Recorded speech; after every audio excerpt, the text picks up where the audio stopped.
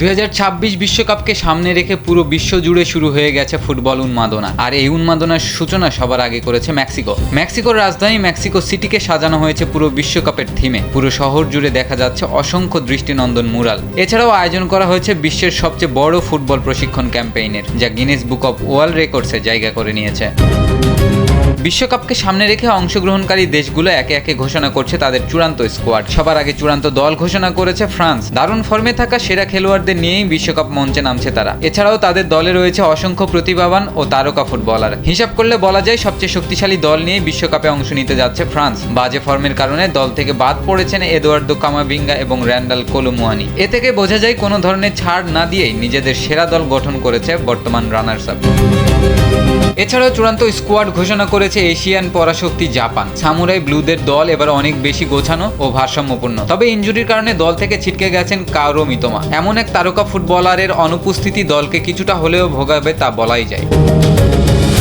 চূড়ান্ত দল ঘোষণা করেছে আইভরি কোস্টও। তাদের দলটিও বেশ গোছানো ও ভারসাম্যপূর্ণ। তবে এই দলে জায়গা হয়নি সাবেক ক্রিস্টাল প্যালেস ও গালাতাসারাই উইঙ্গার উইলফ্রিড জাহার। অন্যদিকে নিজেদের দ্বিতীয় বিশ্বকাপ খেলতে চূড়ান্ত দল ঘোষণা করেছে হাইতি। দীর্ঘ 52 বছর পর আবারও বিশ্বকাপের মঞ্চে ফিরছে তারা। গ্রুপ পর্বে তাদের প্রতিপক্ষ ব্রাজিল ও মরক্কো। এই বিশ্বকাপে তারা কেমন পারফর্ম করে সেটাই এখন দেখার বিষয়।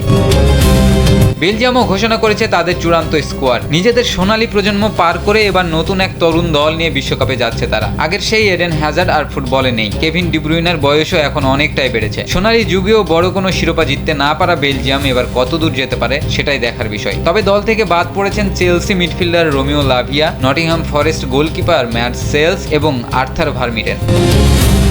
চূড়ান্ত স্কোয়াড ঘোষণা করেছে সুইডেনও। তাদের আক্রমণ ভাগ এবার বেশ শক্তিশালী। দলে থাকা প্রায় সব খেলোয়াড় ইউরোপের বড় বড় ক্লাবে দুর্দান্ত পারফর্ম করছেন। Alexander Isak, Victor ইয়োকেরেস, Anthony Elenga সবাই রয়েছেন দারুণ ফর্মে। তারা যদি নিজেদের সেরাটা দিতে পারেন তাহলে এবারে বিশ্বকাপে সুইডেন বড় ধরনের চমক দেখাতে পারে।